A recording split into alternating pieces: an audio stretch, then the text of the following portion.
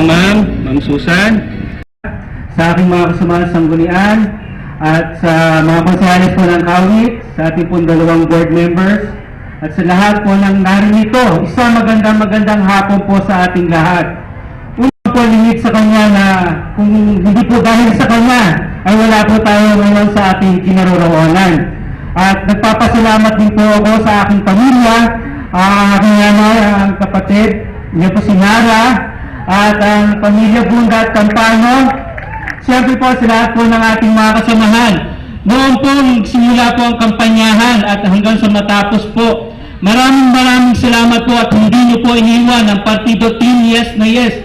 At asahan niyo po na kung ano po si Doc Anglo nung unang termino hanggang po sa ikatlong termino niya po ay siya pa rin po ang inyong makikilala. Muli po, isang magandang hapon po sa ating lahat.